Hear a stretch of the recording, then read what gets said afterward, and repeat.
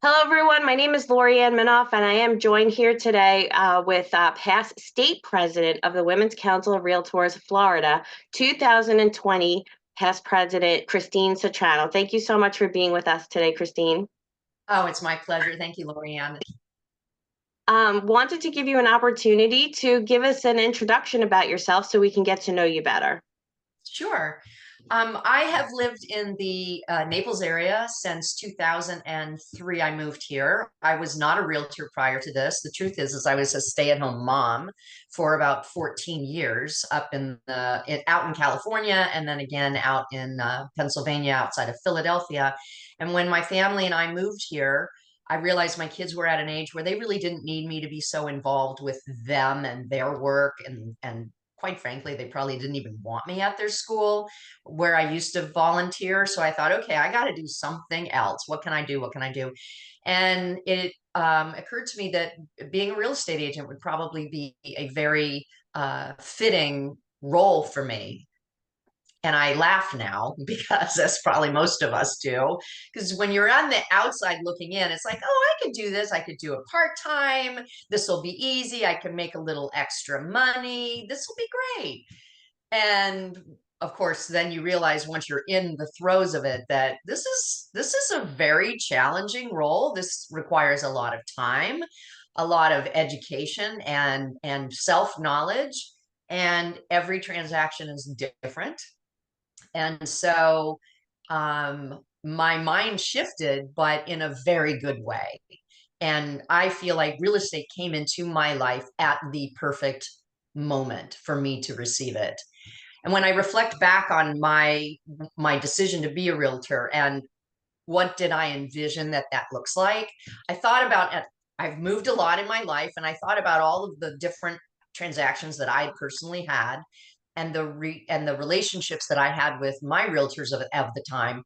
And I looked at those situations and said, okay, I know what I want to do and I know what I don't want to do. And I sort of modeled myself off of those other real estate experiences and tried to bring that to my business. And so I'm, chugging along, doing my business, learning my craft, etc. And I have two really good friends who worked with the same company that I did, and they were very involved with Women's Council. A number of people that I knew were. I wasn't gravitating in that direction at all. I was just focused on my business, but they were strongly, not strong arming, although sometimes it felt like that, but strongly encouraging me to at least join them at a Women's Council event. And I said, probably just to get them to go away. I said, all right, fine, I'll go. I'll go. So I went to my first luncheon, and this is kind of a funny story. So I remember going up to the registration table to, check off. And there was this woman standing to the side of the table, and she heard me say my name, and she said, "Oh my goodness, you're Christine Citrano. I'm Jeanette Batten. I think at the time her position was vice president. It doesn't exist anymore. I think it was basically membership chair Mhm. for realtors." And she said, "You're sitting at my table. Come sit with me. You can put your bag down, and then I'll introduce you." So that was my introduction to Women's Council. I never looked back. I joined immediately that day. The funny part of that story is that Jeanette, I got involved with Women's Council. I took on little positions and then just kept taking them on within my Naples on the Gulf network chapter at the time. And Jeanette was always one level ahead of me. And we were in DC for legislative meetings, and we were standing with some other Women's Council family members, and people were saying, "Oh, so Christine," and at that time Jeanette was president elect. And she said, "Oh," somebody said, "Oh, Christine, you're going to be president elect next year, aren't you?" And I said, I don't know what I'm going to do. I'm just at a local level. I don't know what I'm going to do. Every year I kind of figure it out. Well, it just so happens we go back home to Naples after that conference. Jeanette's personal life sort of has this complete helter-skelter, topsy-turvy situation go on, and she decides that she has to back out of all of her volunteer stuff. So I am approached by the then president to see if I would be interested in fulfilling the remainder of the year as president-elect, which again, I wasn't sure what I was going to do next. Mhm. And then, of course, 6 months later, take over the role as president. And I agreed to do that and just kept on going. The irony is that Jeanette and I remain friends, and now we're business partners, and we have been since 2019. So we knew each other for years. She was doing her business, I'm doing mine. And we decided, you know what, we should work together. We should collaborate and form a team. So it's been an amazing thing. But that was the beginning of my real estate, women's council real estate experience. And I guess the real cusp of that is, don't say no, just say yes. Even if you're not sure, you'll figure it out. And there will be plenty of people around that will help you. And that is what makes Women's Council, in my mind, so magical, is that we really do help one another. We encourage each other to be doing their best. That's how I was raised by Women's Council, and that's what I still continue to do, although I'm a little less involved in a leadership role. Right. It's so interesting because we hear this so often about, oh, I went to the bathroom and I came back and I was first vice president, or I went to the bathroom and I came back, I was president-elect. But you are absolutely right. This is an organization that has so much opportunity. There's so much training. There's so much help. There's so many people there to like not only cheer you on, but say, listen, I will help you in the trenches. So I feel like Brenda Gabati once told me, and it's kind of resonated with me for so many years, is that, once you're part of the council, you're always part of the council. And and I can't reiterate that more and more and more to people, that you're not alone, you're not in the trenches by yourself, there's always people to help. Sorry, my phone is ringing. Let me just turn it off. No worries. Put So it I on know do not disturb. I know you talked about your experience locally, but as a past state president, I should say, of the Women's Council of Realtors in Florida, what major contributions would you say that you made during the organization during your tenure, which it was 2020, so I'm sure you have a lot to discuss as it relates to this.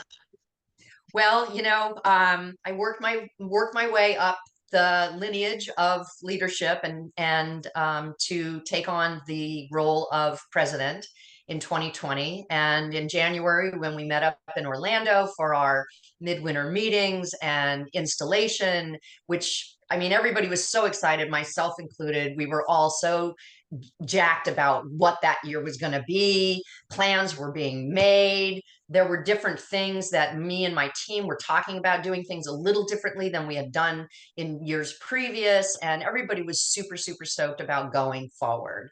And we all returned back to our homes at the end of the conference. And I think it was maybe 2 weeks later when all of a sudden COVID became a thing and everything was shut down. Face to face was no longer on the table or very strongly discouraged. Um, and it was a moment of panic for many people. Panic for them personally, panic for them within their own business. You make these, you say yes to these roles thinking it's going to be a certain way. And then when it turns out to be the complete opposite, all of a sudden your sense of priorities might change. And that did happen. And that's completely and totally understandable. And I remember being on my first call. I always had monthly calls with the local presidents. And on that first call that we had, they were dazed and confused is the best way I can describe it. They were massively concerned because, again, some of them already had their entire agenda for the entire year worked out. All their events, all their guest speakers, everything. They had set that in motion, which goes to speak for the enthusiasm that people bring it to the table when they're taking on these roles. And they kept saying, what are we going to do? What are we going to do? Oh my gosh, this is terrible. Blah, very panicky. And I just remember for myself, this was important, and I needed to very clearly express this and convey this to them. And that is, first of all, you need to be calm.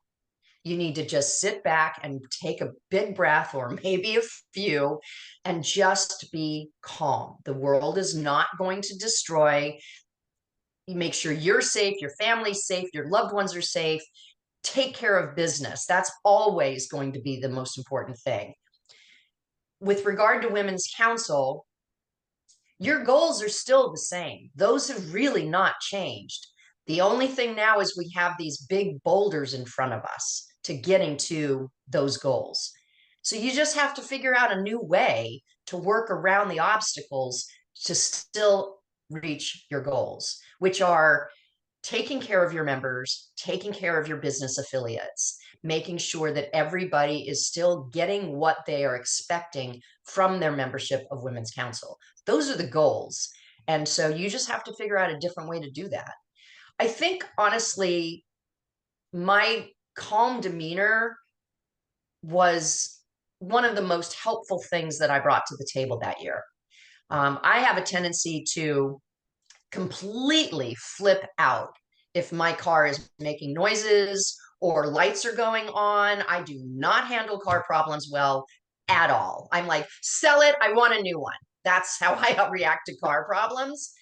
Things of this magnitude, I remain very calm and try to just keep my emotions at bay. I'll deal with those later. Right now, I need to remain focused and figure out what we need to do going forward. And I think that sense of calmness is really what enabled me to keep my leadership team and local teams engaged. They just, again, we're not falling apart here. We're Right. just changing the way we're doing things. And, at that time, Zoom was for many people, virtual, this interchange you and Yep. I are having was for many people, either they'd never heard of it or they'd never actually done it before. Now, I had been involved with another board, and so I was familiar with Zoom. And so we just said, okay, we're going to embrace this Zoom program or platform. In fact, what we did as a state is we made the financial commitment to purchase a Zoom account and give that access to that account to all of our local networks for their events. Now, as time went on, some of them ended up owning and, buying their own programs, and that's fine. But for those who couldn't do it, or they didn't need to, because we were giving them that access so that they could still do the meetings. And some of the networks became incredibly creative as far as what they did, utilizing this virtual platform to remain engaged with their business associates and with their members. So I can't remember exactly what your question was, but I think that year it was like no other. Nobody had ever experienced that before, and I hope to God nobody ever does again. Right. But there were absolutely things to learn, new skills that people learned and brought into the fold, their toolkit for business and otherwise, that they may not have otherwise. We may not have been utilizing Zoom as to the degree that we are, or any virtual platform, it had it not been for that climate. And that's a good thing. I always try to find a silver lining in everything, no matter how bad it is. It's like, okay, there's something good here. There's a nugget here somewhere. And I think that the catastrophe of COVID, there were nuggets of gold and there were enrichments to be found if you looked for them. And And we that, did. that's exactly what I was going to tie into, twofold was that, what types of challenges did you face during that year, which we obviously addressed. But additionally, there's always that saying, right leader at the right time. So that ties nicely into your overall leadership style and the way that you kind of, saw yourself kind of like leading the charge in it. And maybe not even seeing yourself initially that way. But if that was kind of your demeanor and saying, listen, this is how we're going to get through this, then kind of staying true to who you are was fantastic for what everyone was looking to you for in terms of resources, answers. What do we do? How do we pivot? How do we change? I mean, pivot was like the word of The the year. word. We overuse it so much nobody wants to say it anymore. Right. Yeah. But No, I and mean, I'll be honest with you. I mean, there were people and other leaders, other people in other roles that were also leading their associations or, their whatever group it was, they were in charge for that time. And, there's a sense, there's a sense of camaraderie among those of us who were in those kinds of roles during that year, because we still had, many of us felt we still have a job to do. We still signed up for this and we're going to do this. It was just a matter of just, changing direction to some extent. And I do feel as though the road that took me to that position happened for reasons, and I'm glad that I was actually the leader of Women's Council Florida at that time. I do feel, and especially in looking back, I do feel as though I was the right person to be leading that organization at that time, because of the sense of calm and patience and compassion that I have for people. That's just an innate part of me. Um, and I don't regret it. I have zero regrets, zero regrets. People have said, "Oh, you should have been able to be president the next year. You got robbed." And I'm like, no, that was my experience. Every leader has their own experience. That was my experience, and I have no regrets at all. Yeah. It's a way of like, this was your contribution, this was your legacy, and I do agree with you wholeheartedly in that. But this kind of segues nicely into the next question regarding mentorship, which is very, very huge in leadership, obviously, goes hand in hand. So again, maybe another way that you could describe your personal impact that you believe your mentorship had on the council's members, not only in just in Florida, but even locally back in your network, fostering growth and development.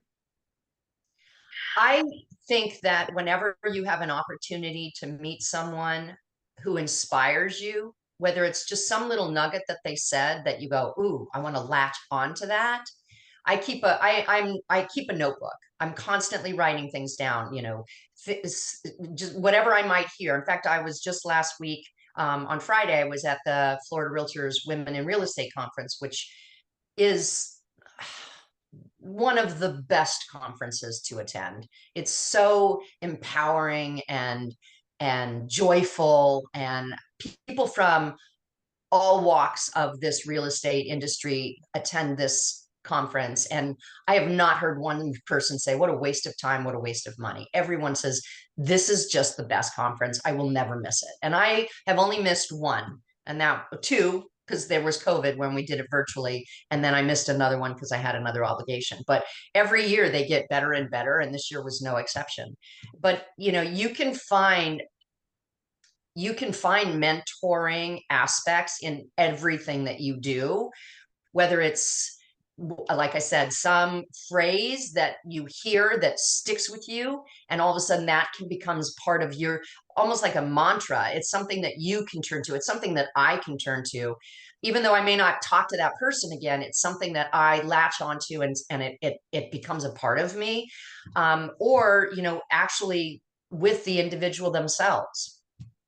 And I do believe in giving back. I think that as much as I have been given and continue to receive, I want to give back to other people. I don't believe in keeping it locked in a vault, and it's only mine and I'm the only one who gets to know all the good things. No, you got to share that wealth. You got to share that information. You've got to share what you've learned and what's been given to you to other people. And so I do try to mentor people. Sometimes it's in an official mentor-mentee capacity, and other times it's not. Other times it's just, I have people through Women's Council and other things who will call me up and say, "Hey, I just need to chat with you for like 10 minutes." Now that 10 minutes may turn into a half an hour. It may turn into a few days for a few weeks. But to me, that is still a form of mentoring and menteeing. And I've had the privilege of having been mentored, and there are still a handful of people, mostly women, but some men, that I call on and run things by. And then there are those who have turned to me, and I always relish those opportunities, and I take them very seriously. I take them very seriously. And that's very important. And I was going to say, like, mentoring in a way is almost like two directional, because now while you're being mentored, you can actually mentor other people. And we don't even realize, in ways like you have expressed, little nuggets of gold, little things that we don't know how we can impact someone else's life, just by tapping on them, believing in them when they didn't maybe even believe that they could possibly do a particular position. So I do think that, it has that two directional ability. So how would you say some of your earlier experiences, like you've shared before within your local level, did help to shape some of your state level experiences regarding leadership? And what key lessons would you say that members could learn from those experiences? The network that I joined and am still a member of is the Naples on the Gulf network. And when I first joined this network, we had such a lineage of past presidents who were still very much involved, not so much in leadership roles, but they lent a hand whenever they were asked. They always came to our meetings and were always there to offer anyone guidance and share their experiences. And I feel really fortunate that Naples has that past, those past leaders to tap into. And what was interesting, I'm somebody who, if I want something, I'm going to go for it. Um, but it's always nice to be asked to. It's always nice when somebody says, I think you would be really good at X. That little bit of reinforcement does wonders for one's sense of courage. But I think that what was really interesting is after I was president of my own local network, which was 2014, the next year I became a district vice president.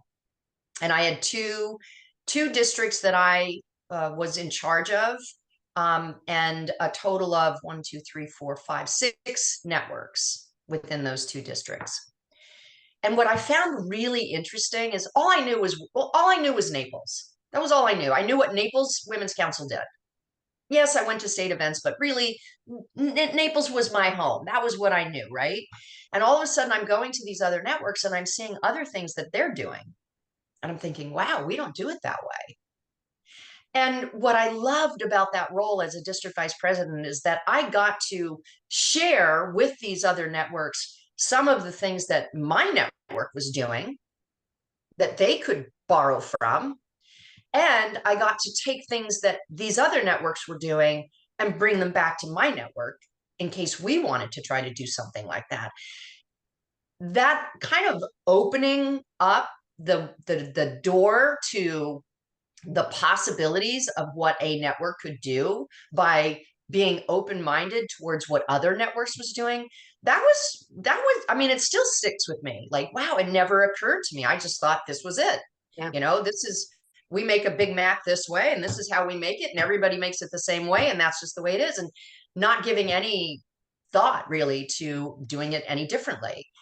So opening up the door to seeing what other networks were doing was very important to me and very instrumental in what I did going forward in helping other networks and in sitting in on committees and leadership teams and things like that, is just encouraging the sense of be open-minded.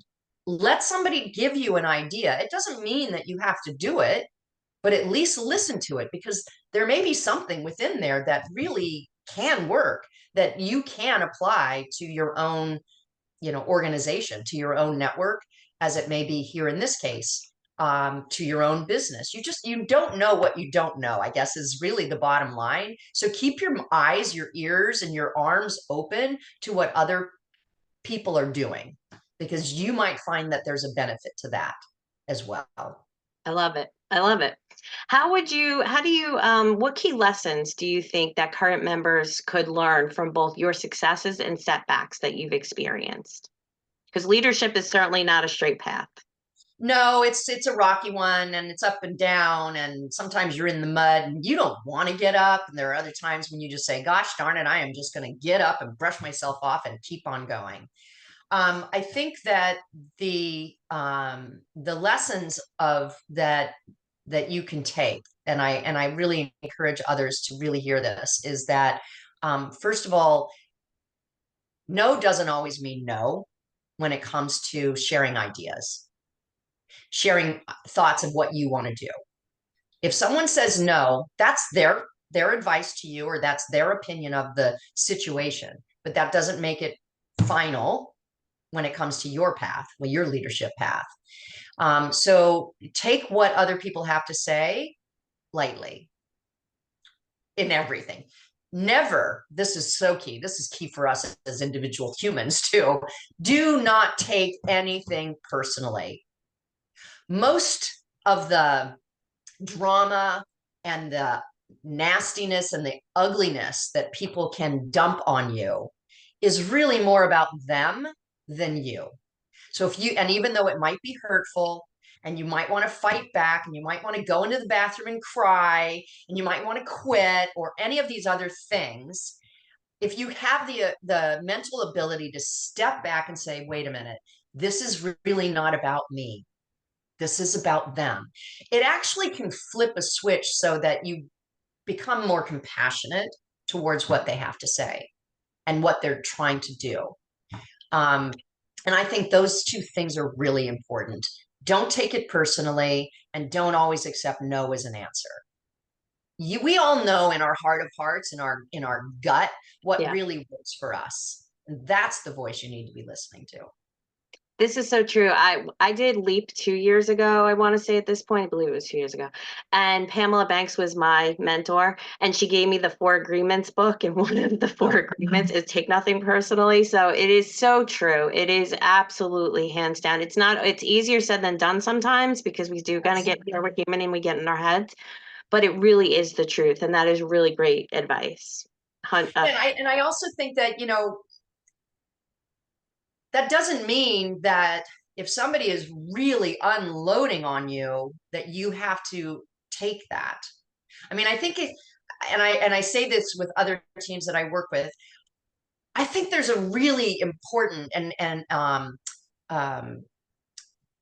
her name just flew out of my head. Brene Brown. Brene Brown has said this before, and talk about something that resonates with me.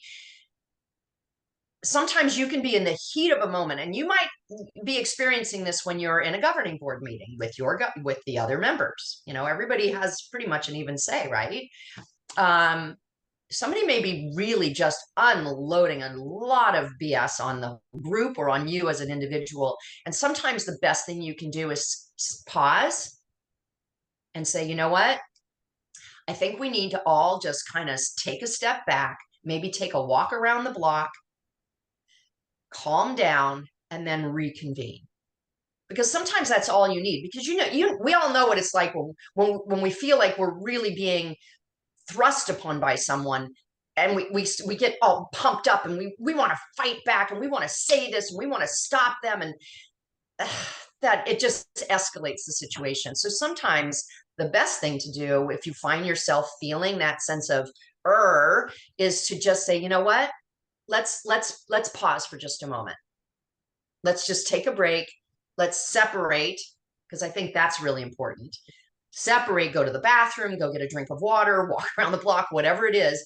And then let's come back and talk about this, because oftentimes that break allows everybody to calm down. And then you can come back and reconvene in a much calmer and more open fashion. So I think that that's also important too. It's part of knowing what your boundaries are and making sure that you let other people know what they are. Love this. So as we kind of come to a close now, giving you the opportunity to give it, whether, words of wisdoms, if I knew then what I know now type of moments, would you love to share with members? Yeah, I actually have several things that I would say is number one, and I said this before, sometimes, and we've all heard of imposter syndrome, we all felt like, oh my gosh, I can't really do this. They think I can, they don't know any better. I really can't. We have this whole imposter syndrome thing going on. But you can let other people tell you no, but at the end of the day, you need to be your own advocate. You need to embrace the risk of asking for what you want, what you deserve. And you won't always get a yes, nor will you always get a no. Do yourself a favor and advocate for yourself. The second thing I would say is you are a human, so act like it. Let your personality, your freak flag, if you want, to shine through. Wave that thing. People really want to know who you are. So you have to be willing to be vulnerable and show up as your true, authentic self. If you feel like wearing some crazy hat and it makes you happy, well, then wear it. Go ahead and wear it. People might look at you like you're a little strange, but there's a part of them that's also going to admire you for having the boldness and the sense of confidence to show up as yourself. Everyone is going to get you, and they're going, and then they may not always like you, and that's okay, because let's be honest, we don't like everybody we meet either. Know when to leave and do it gracefully. The person you throw under the bus today may be the person driving the bus tomorrow. I've said to my children over and over and over and over again, never burn your bridges, because you don't know when you're going to have to turn around and cross that bridge again. So know when to leave, but do it gracefully. And know that your next steps are up to you. Take yourself back to a time when you felt crushed, just wallowing in the dirt. At the time, you probably imagined that you would never be the same. You could never get over this pain or this embarrassment. What did you do? Everything heals with time. The great thing about life is that you do get over it. We are all in control of our own destiny, so hold on to your power and don't give it away. And fifth, believe in your own worth first. If you don't believe what you are selling, why would anyone else? If you don't believe in what you're doing, why would anybody want to follow you? Imagine yourself doing whatever it is that you want to do, and you're the only one who really knows that. And I want you to really feel it, envision it, close your eyes, picture what that looks like in every detail that you can. And then I want you to go out there and do it. And I want you to dazzle the world with who you are. That's what I would say to everybody, because we all have something unique to offer. There is only one you, Lorianne. There is only one me. There's Right. only one of each one of us. So let us all see who that person is. And that's what I would say to everybody. I love this. I literally have goosebumps. Well, I can't thank you enough, Madam Past President Christine Citrano, for My many pleasure. nuggets of gold. You're absolutely a wealth of knowledge and resource, and again cannot thank you enough for your time today. And I'm certain that our members are really going to, have a field day, kind of being educated from you. Thank you so much. You're so welcome. And I will just say, anybody's welcome to reach out to me anytime.